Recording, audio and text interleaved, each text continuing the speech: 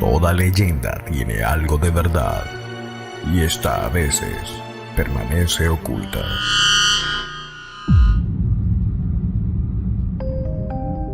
Acompáñanos a develar el misterio que hay detrás de la cortina.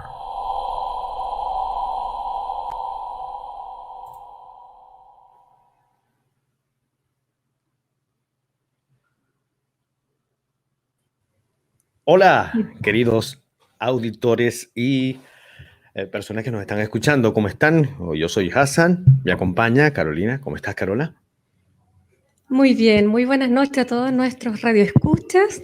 Saludarte a ti, Ali, y en especial, entre paréntesis, desearle un feliz cumpleaños a mi hijo que hoy está de cumpleaños, así que mucho amor para él.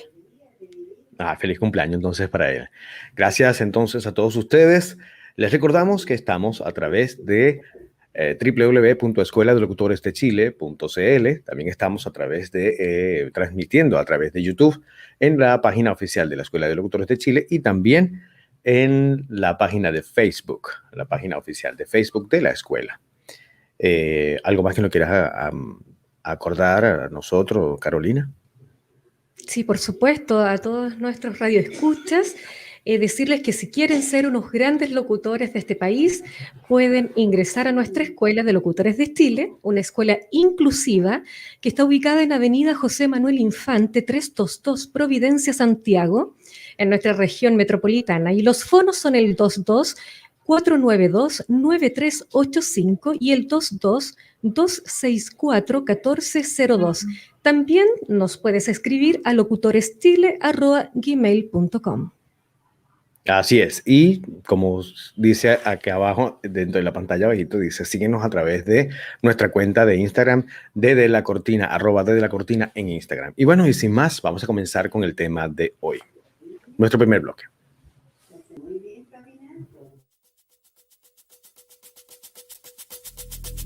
Los hechos son la base del caso. Esto es La Escena.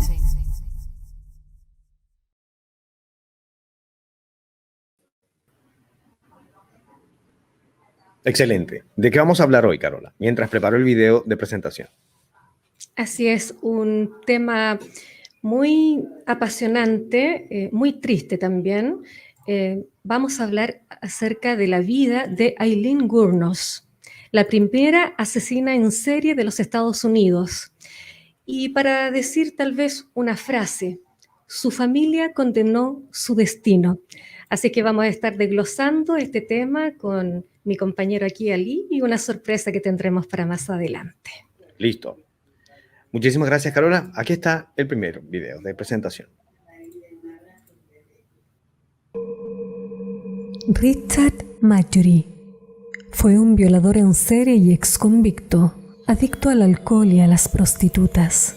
Electricista de profesión de 51 años, poco se imaginó que ese día 30 de noviembre de 1989, irónicamente perdería la vida en un vuelco insospechado de victimario a víctima. Aquella noche, como muchas otras, buscaba compañía sexual en las autopistas de Florida. Una mujer le pide un aventón. Marjorie se detiene, pues sabe que este código es un gesto que generalmente lo usan las trabajadoras sexuales en esa zona. En confianza se para al borde de la carretera y aquella mujer se asoma en la ventana del auto y comienza la transacción. Entre cigarrillos y negociaciones, Marjorie concreta el precio. Conduce hacia un lugar poco transitado y en pocos minutos la violencia se hace patente. Fuertemente golpea a la mujer, quien pierde el conocimiento por algunos instantes. Cuando despierta se encuentra atada al volante y semidesnuda. Vas a hacer todo lo que yo quiera que hagas, y si no lo haces, te mataré, dijo Marjorie. La mujer desesperada pensó, tengo que luchar o morir. De pronto, en un descuido del delincuente, logró zafarse de las ataduras y sin pensarlo, buscó en su cartera un arma con la cual propinó 3 disparos en el pecho. A la mañana siguiente, el auto de Marjorie fue encontrado con todas sus pertenencias, una botella de vodka vacía y varios condones. Nadie se imaginaría que este fuese el inicio de una serie de asesinatos perpetrados por una depredadora sexual cuyo saldo fueron 7 hombres a quienes mató con la excusa de defensa propia. En el momento del juicio se descubrió que guardaba un resentimiento brutal contra los hombres, a causa de una vida llena de abusos y continuas vejaciones y maltrato. Hoy, en Detrás de la Cortina, nos adentraremos en el caso de Aileen Wuornos, la mujer araña, que de mujer maltratada pasó a ser asesina en serie.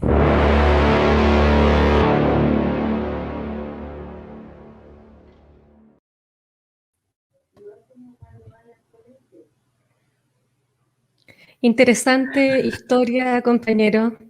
Interesante historia, apasionante a la vez.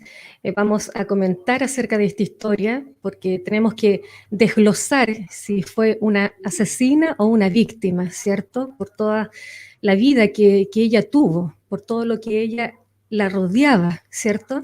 Así es que dentro de los próximos minutos, por supuesto, vamos a intercambiar esta información importante y a dilucidar la vida que tenía Aileen Wuornos, que no era nada de fácil allí. Así es. Y antes de comenzar con el segundo bloque, vamos a una pausa musical y volvemos con nuestra invitada que va a estar con nosotros. Ella se llama María González, es criminóloga y debería estar en el próximo bloque con nosotros. Vamos a ir a una pausa musical.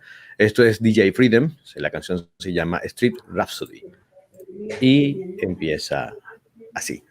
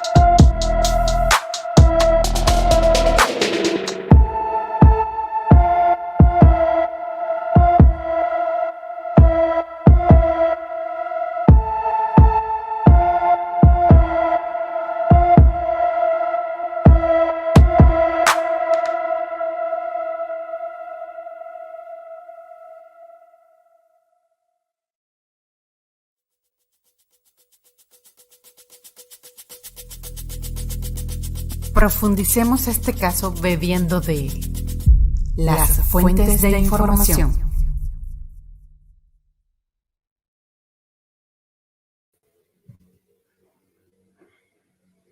Así es, compañero, muy buen tema, ¿eh? Hay que decirlo, me gustó, Sí, está bueno. me gustó. Muy bien ese DJ, DJ Freedom. Así es. Bueno, Bien, Ali, me gustaría antes de la invitada, ¿cierto? Para que entremos un poquito en la intimidad de Ailín y de su vida, breves palabras. Una mujer que fue abandonada por su padre pederasta, Leo Artus, ¿cierto? Una mujer que fue abusada por su abuelo materno, una niña que empezó con sus relaciones sexuales, digamos, con amiguitos del sector de su barrio a los 9 años, con la iniciación sexual. A los 9 años sufrió abandono por su familia y por eso también ella se prostituye, ¿cierto? Hay una falta de amor en esta familia, un lugar muy disfuncional de mucha violencia. Así es que yo quería decir eso antes de que tú presentaras a nuestro invitado, Ali. bueno, muchas gracias. Siempre, bueno, los comentarios son interesantes. A decir verdad, pues Ailín tuvo una vida atormentada y vamos a tratar de indagar si en realidad ella fue eh, todo lo que se dice. Sin duda alguna fue una asesina en serie. De hecho, fue la primera en los Estados Unidos. Pero sin más que hablar, vamos a presentar entonces a María González. Ella es criminólogo y perito forense. Está en Perú, está haciendo con nosotros nuestra primera programa. Evidentemente ya no va a dar su rostro, tiene algunas cosas que mantener su anonimato o mantener su discreción. En este sentido, pues como todos los organismos de cualquier estado, prefieren mantener este tipo de perfil bajo. Ya saben, su trabajo es un poco delicado. ¿Cómo estás, María?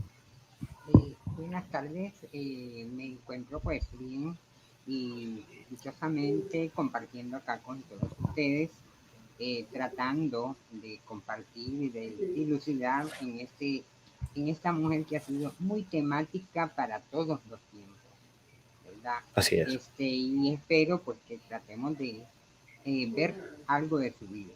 Estoy feliz de estar con ustedes y tratar de compartir lo mejor que se pueda. Muchísimas gracias. Nada, tenemos algunas preguntitas en el aire, pero vamos a hacer un resumen primero de quién fue Ailín. Ya Carolina dio un bosquejo general. Sin embargo, debemos decir que ella fue una mujer, aparte de que atormentada, ya después de cierta edad, ella tuvo una relación homosexual. Todavía queda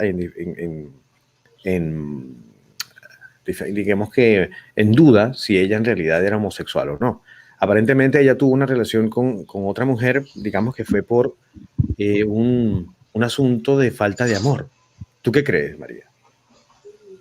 Bien, desde el punto de vista en que, así como dijo la licenciada Carolina, Ailín fue una mujer que desde muy de temprana edad fue criada en un hogar disfuncional. Fue abandonada por sus padres, fue criada por su abuelo, un pederasta, y que también ella misma mantuvo con un hermano de ella relaciones incestuosas. Entonces, de allí vemos de que la vida de ella comienza a, digamos, a deambular entre lo bueno y lo malo.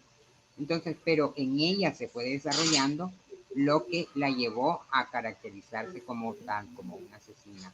En ella se fue caracterizando esa odio, esa misandria. ¿Por qué? Debido a las consecuencias que ello tuvo en su infancia y posteriormente las desarrolló y desarrolló ese odio extremo hacia los hombres, ¿verdad? Pero digamos, la relación homosexual, digamos, desde un punto de vista carente de afecto, carente de alguien que la comprendiera.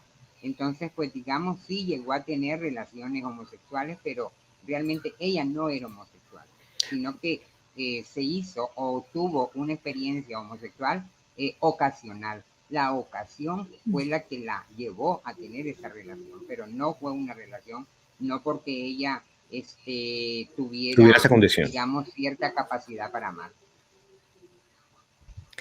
Buenas noches, María.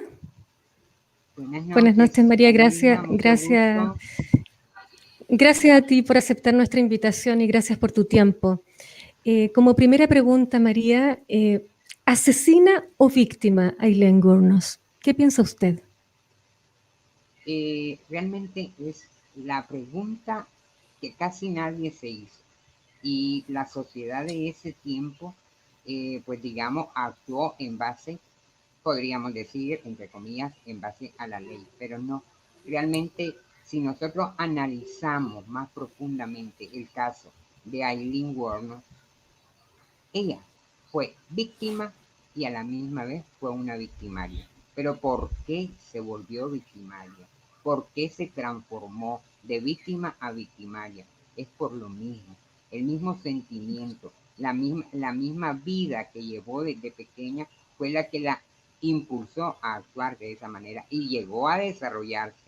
Porque sí, digamos, criminológicamente ella tenía la estaba, digamos, tenía factores predestinados, porque su padre también tenía factores criminógenos.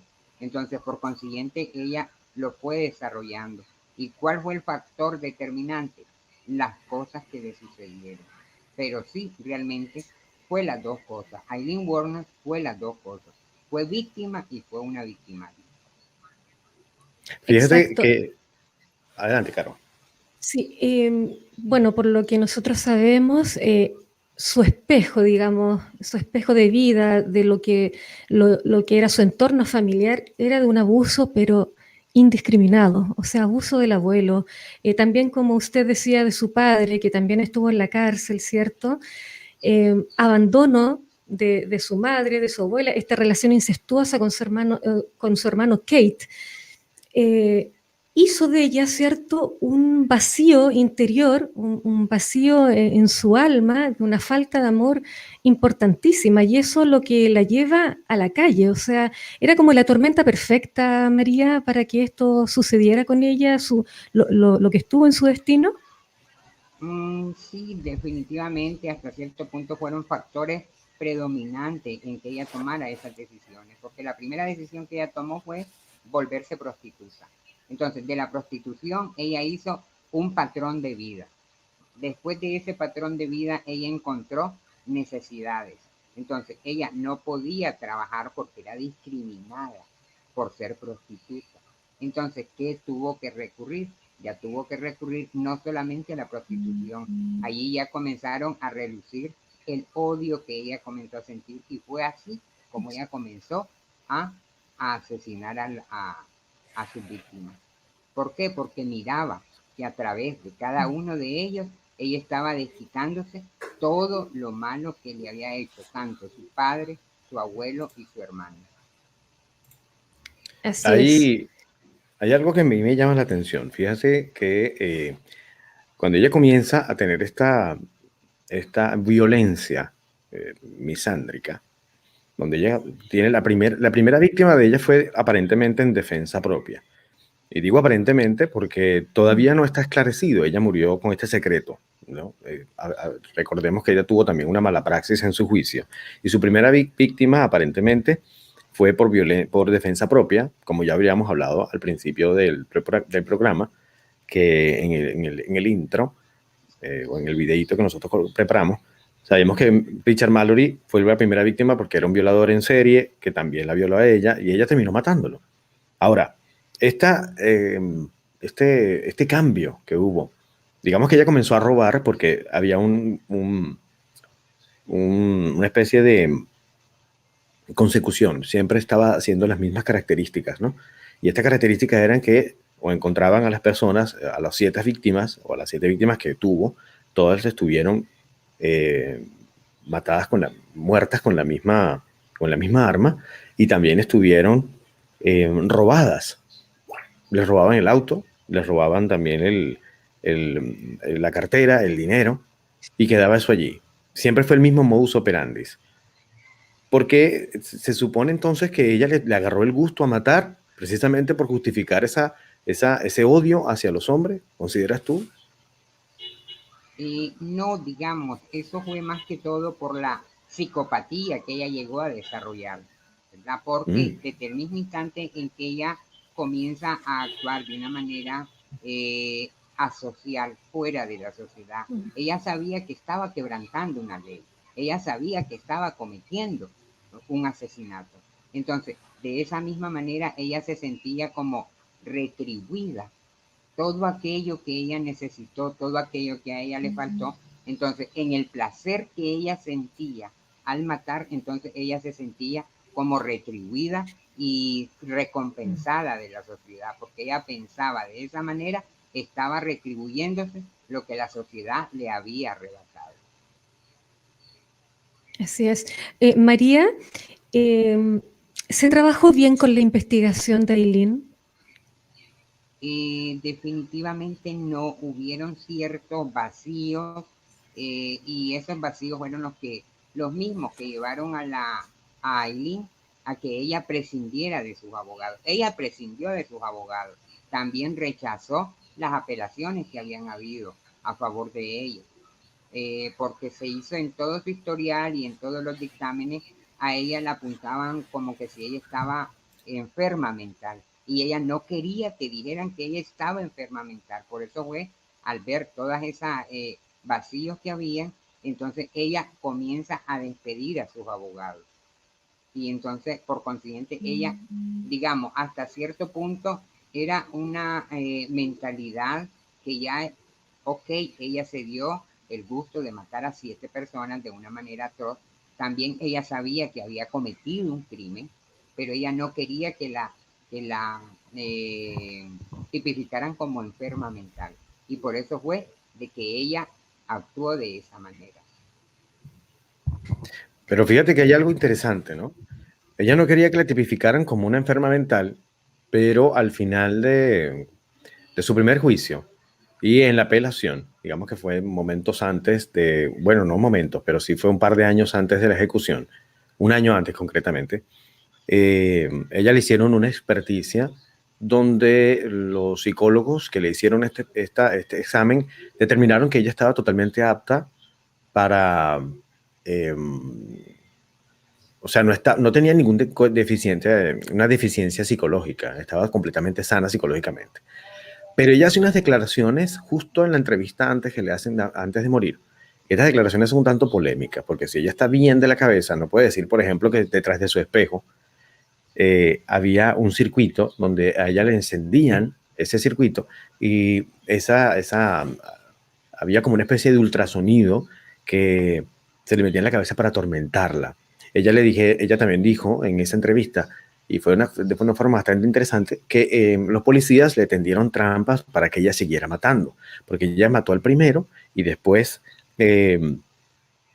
los otros fueron como que trampas que le hicieron los policías para que ella siguiera matando. Me parece que esto es bastante loco, es decir, los policías me dijeron que lo hiciera porque ellos sabían que yo iba a volver a matar y ellos lo dejaban allí para que yo siguiera matando. Ellos sabían quién era yo y nunca me agarraron. Eso me parece un tanto también contradictorio a lo que estaban diciendo los psicólogos al principio, ¿no te parece? No, pero sí, definitivamente, pero hay que ver de que Aileen en todo su trayecto, y es lo que se presupone, ¿verdad? De que cada vez que ella hacía cada asesinato, ella lo hacía bajo el influjo de la droga, porque aparte de la prostitución, aparte de ser una asesina, ella también consumía drogas, consumía alcohol. Entonces, en la mayoría de los asesinatos, ella estaba consumida. Entonces, por eso es que ella puede tener ciertos estadios, digamos, de desequilibrio mental, pero realmente no estaba incapacitada psicológicamente. Podría haber tenido ciertos estadios. María, Quiero dejar... disculpa. No, adelante, Carol. Sí, ¿usted está de acuerdo con la pena de muerte que se le dio como condena en el estado de Florida a Aileen? Bueno, hay que ver que en los Estados Unidos hay, digamos, diversos estados en que tienen como pena máxima la pena de muerte. En ese tiempo, en el estado de la Florida, habían levantado la pena de muerte, pero como anterior a Aileen había habido otra asesina serial, entonces la habían vuelto a utilizar nuevamente. Entonces, prácticamente Aileen fue la segunda que, digamos, enfrentó la pena de muerte después de un apellido Buenano, ¿verdad? Que había sido una asesina serial también, siempre en el estado de la Florida. Cada estado tiene diferentes penas o diferentes legislaciones. Entonces, para ese tiempo habían vuelto a implementar nuevamente la pena de muerte, pero a ella se la aplica, ¿verdad? A ella se la aplican más que todo porque fue voluntad de ella. Ella misma pidió que le aplicaran la pena de muerte. Ya. Gracias, Entonces, María. yo voy a dejar una pregunta al aire, ¿ya? Porque después vamos a una corte musical, volvemos a la conversación. A opinión de María, ¿cree que fue un asunto político o fue un asunto social? Pero vamos a responder esa pregunta después de la siguiente canción, que se llama Sleepy Club y la interpreta Godmode y suena así.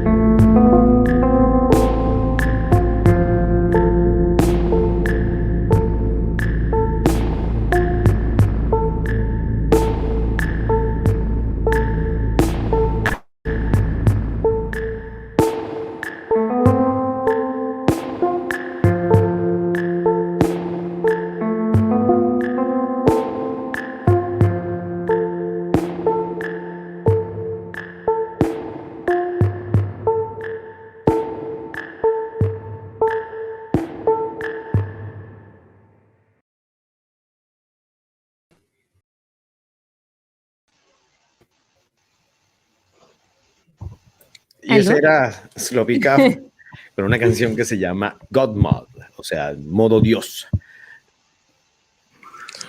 Cuando son las Transmitiendo a 7 con través de... 28 minutos, Ali. Son las Ya, ¿no me 19 con escuchabas? 28 minutos. No, no te escuchaba. Ah, ya. ¿Tú me escuchas? Sí, ahora sí. Ok. Cuando son las 7 con 29 minutos y una temperatura de 18 grados en la capital. Saludamos también el santoral de hoy, Germán. Excelente. Nada, quería decirle que estamos transmitiendo entonces a través de la señal de la Escuela de Locutores de Chile, a través de Facebook y de YouTube en la página oficial de la Escuela de Locutores de Chile.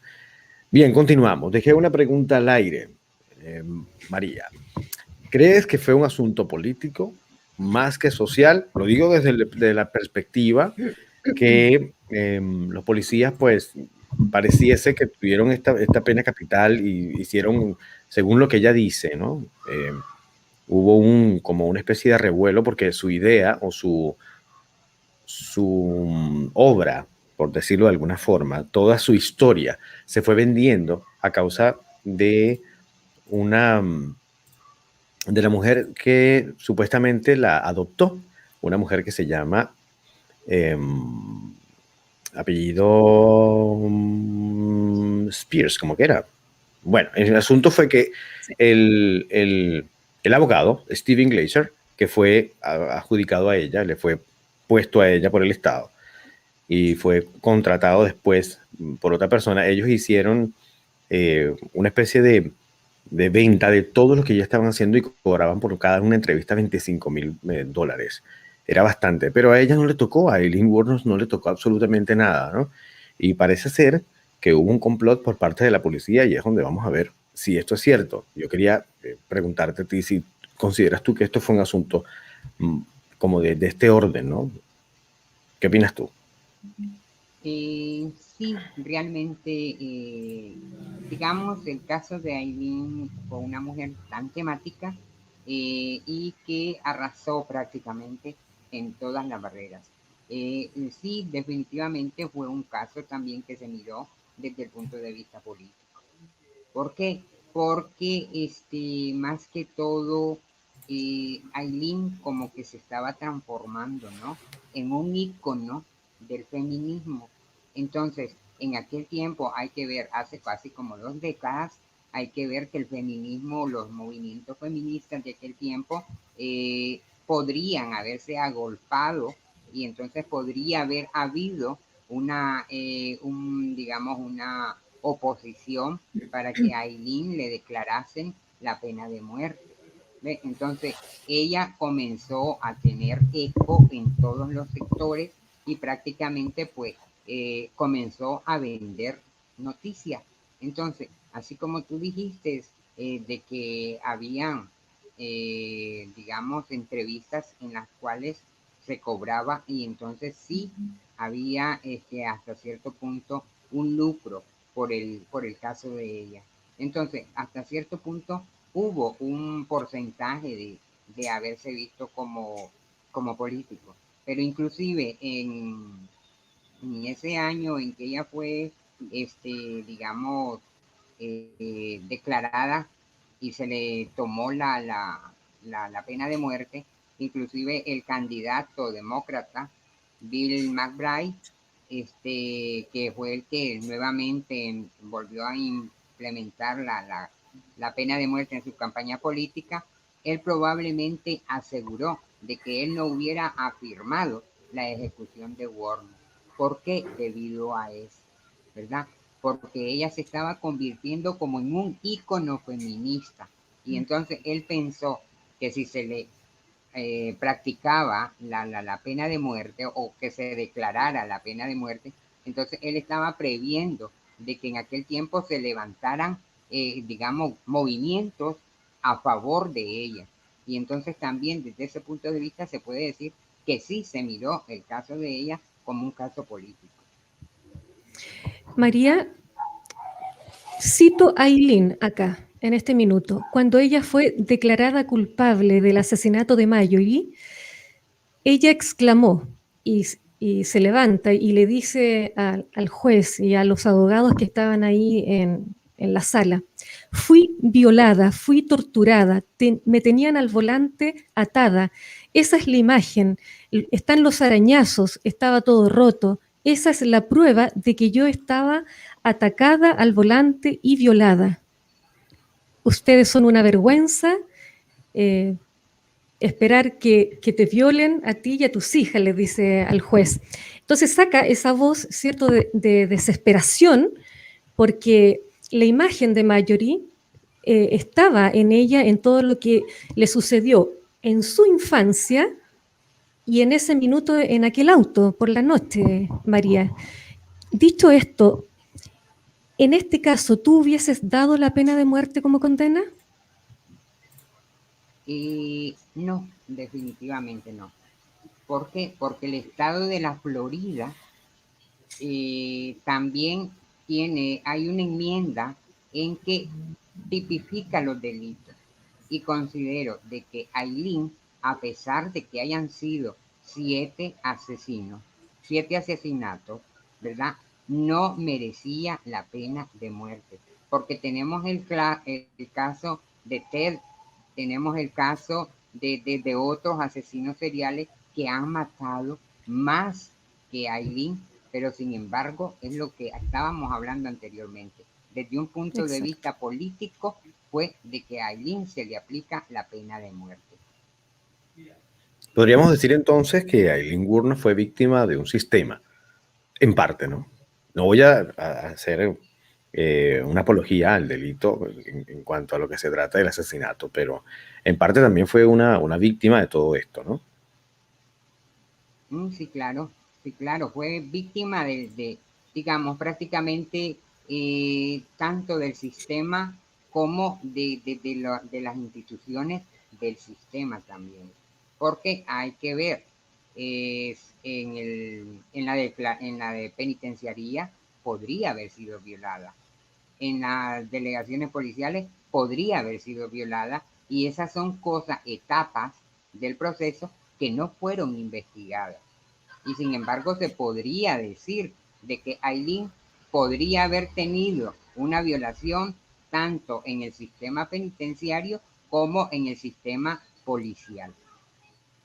Como en efecto, ella declaró al final de esa entrevista polémica por demás, que estuvo en un documental justamente que vamos a hablar al final. En este documental ella menciona que ella fue atormentada por los policías y fue también molestada a niveles bastante caprichosos, ¿no?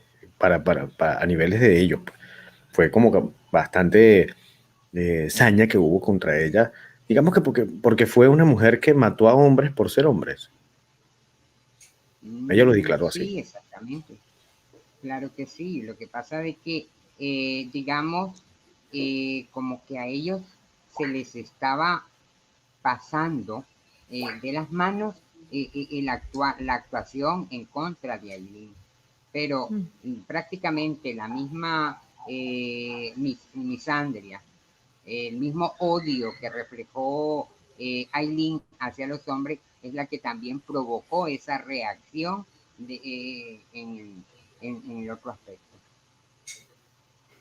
Como dice una testigo, María, acerca de la tortura que hacía su abuelo sobre Aileen, que la golpeaba por más de 5 minutos delante de ella y no le importaba si los amigos estuviesen viendo por la ventana, y él disfrutaba de aquellos golpes. Entonces yo me imagino que también en ese actuar violento, en ese minuto de adrenalina, más la violencia psicológica y física de sus clientes, obviamente estaba la imagen de este abuelo sádico, me imagino. María, sí, claro. Sí, María, mira, una pregunta. Hubo, como ya lo hemos reiterado, abuso, violencia psicológica y física y abandono. Este era el mundo de Aileen Wuornos. ¿Cómo se puede sobrevivir a este mundo, María? Y si, por ejemplo, hay otras personas, otras víctimas de vivir en estas familias disfuncionales, ¿todos llegan al mismo resultado de Aileen? ¿O puede también que cierto en el camino haya, digamos, una diferencia importante? Y definitivamente cualquiera de nosotros puede llegar a casos extremos, siempre y cuando no tengamos la suficiente capacidad para poder llegar a una conclusión. Por ejemplo, podemos tener, digamos, ninguno de nosotros estamos inmunes a no tener actitudes o reacciones sociópatas, ¿verdad? Una simple ira muchas veces nos puede llevar a un desencadenamiento de reacciones adversas, y que quizás no es porque seamos asesinos, pero sí podemos llegar en un momento dado, aunque no seamos asesinos ni tengamos los patrones de un asesino, sí podemos llegar a cometer un asesinato atroz. ¿Pero debido a qué? Debido a nuestras reacciones. Todo nuestro cuerpo es emotivo, somos emotivos. Las mismas sensaciones son las que nos llevan a hacer actos fuertes, ¿verdad? Y sí podemos transformarnos. Bueno, en definitiva, sabemos entonces que Aileen fue victimaria, sin duda, y también fue una víctima. Y bueno, creo que vamos a pasar al último bloque. Tenemos que despedir a nuestra invitada. Muchísimas gracias por tu tiempo, María, por estar con nosotros. Esperamos tenerte en una próxima oportunidad de este lado. Carolina, si quieres decir algo. Sí, un abrazo gigante, María, y muchas gracias por estar con nosotros. Te lo agradezco mucho, así es que estés muy bien. Gracias, fue para mí un placer compartir con ustedes y siempre estoy a la orden. Para mí fue mucho, mucho, mucho, muy bonito. Y que tengan una feliz noche y gracias. Gracias. Buenas noches. Bueno, y continuamos nosotros acá. Vamos a pasar entonces al último bloque, el informe de investigación.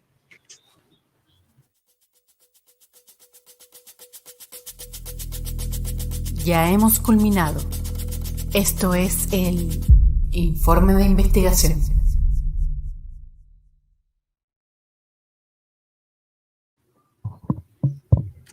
Vamos a ir entonces concluyendo con esto, Carolina. Nos quedan aproximadamente 10 minutos de programa. ¿Cuáles son tus impresiones al respecto?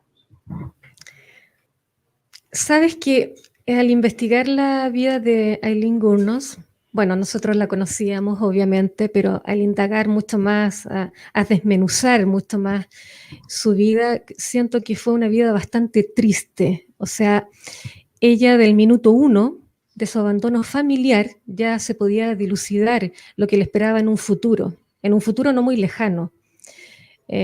Un presente de abuso, violación, relaciones incestuosas, de no tener una claridad emocional con su familia.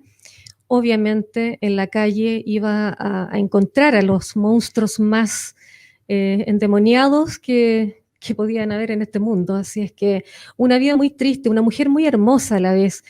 Y también, fíjate que ella pintaba y dibujaba muy bien.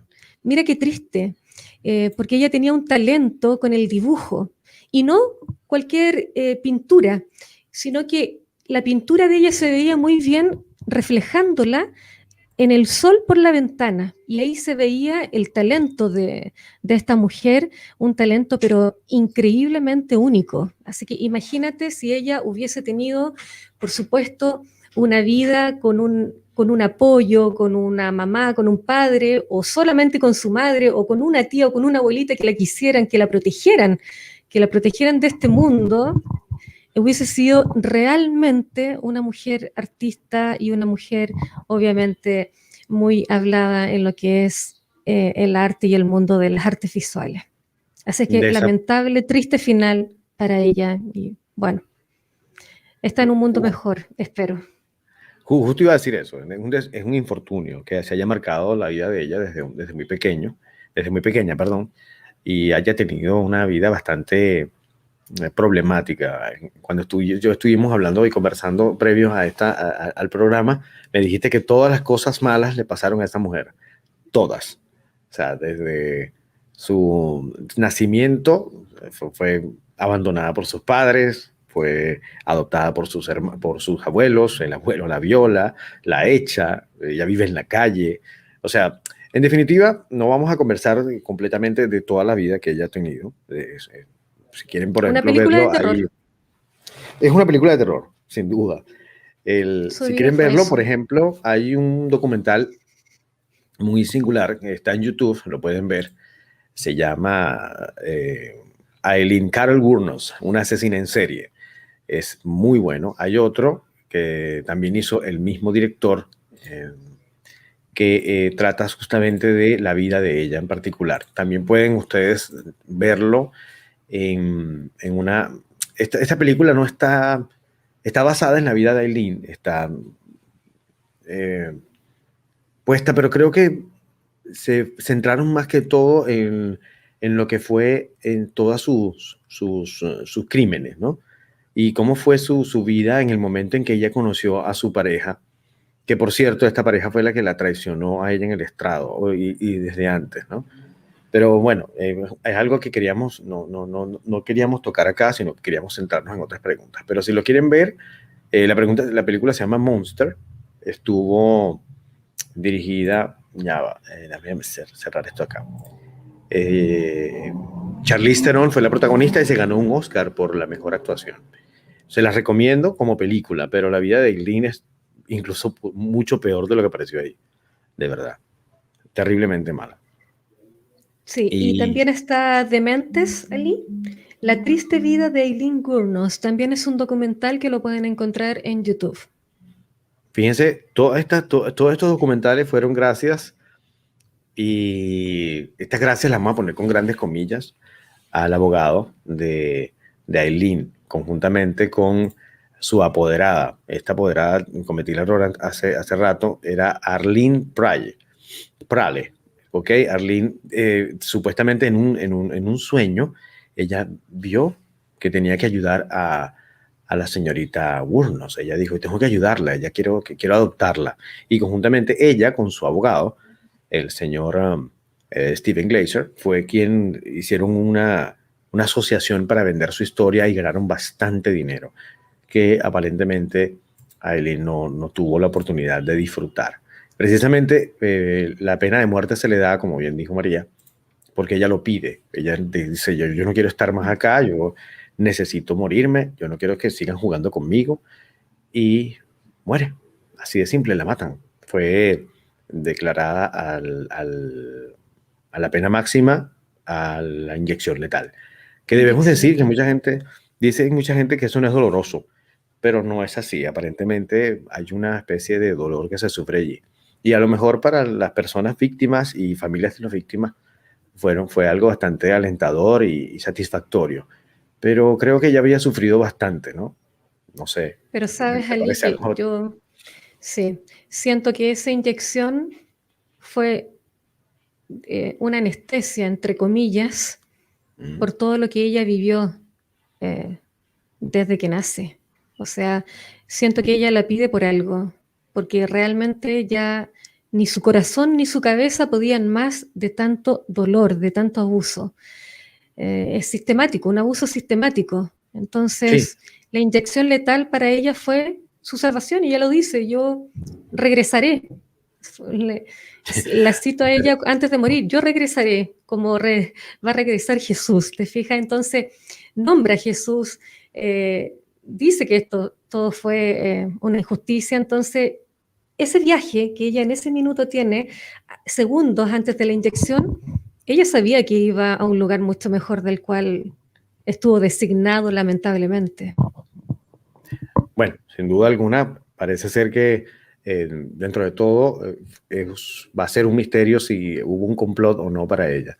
Pero sí, es mejor que haya pasado al otro mundo, si es que existe el otro mundo, y haya salido de todo este problema. Sin embargo, pienso que particularmente yo no le hubiese dado la pena de muerte. Y esto es porque Ted Bundy, por ejemplo, mató a 36 mujeres y a él no le dieron la pena de muerte. Vamos a estar claros, también depende del estado donde tú hayas cometido la atrocidad. Pero en este caso en particular, el abogado es quien le dice a ella que que tome la pena de muerte. Y eso es algo que es muy curioso, porque aparentemente se lo dice porque quería ser más sensacionalista con el caso para él seguir vendiendo cosas incluso después de su muerte. Y creo que fue bastante lucrativo para él. Bueno, hasta ahora es lo que se dice en toda la investigación que nosotros hicimos, que tampoco fue algo tan profundo porque precisamente no nos deja el mismo sistema, ¿no? Se dice todo lo que está a la altura de las circunstancias y todo lo que fue estado en las redes sociales y en todas las investigaciones que hicieron otras personas. Hay mucho misterio aquí en este aspecto nada más. En el otro sentido de que mató a otras personas, pues sin duda también era una asesina y tenía que haberlo hecho, y también tenía que pagar su pena. Desde su punto de vista tenía que haberlo hecho, pues. Y bueno, nos quedan aproximadamente un minuto. ¿Algo que decir al final? Bueno, eso, que investiguen la historia para todos nuestros radioescuchas. Es la pregunta que yo le hice a María, si era una víctima de esta situación. Y claro, ahí está la respuesta. Hay que indagar el origen de esta historia, esta fue una causa y un efecto, una causa terrible, una causa de un infierno vivo, y el efecto fue ese, sus 7 víctimas, donde vio ahí a su padre, a su abuelo, a su familia tal vez. Bueno, quizá en su cabeza solo ella lo sabe. Y bueno, nos despedimos. Mi nombre es Hassan. Estuve con Carolina en el día de hoy como todos los viernes. Nos esperamos en el próximo programa y a la misma hora y por los mismos canales de siempre. Espero que estén por allí y nos sigan. Hasta entonces, esto fue Detrás de la Cortina. Muy buenas noches a todos, que estén muy bien. Nos vemos el próximo viernes. Nos despedimos hasta una próxima oportunidad, donde juntos podemos caminar en el pasillo de los misterios que hay detrás de la cortina.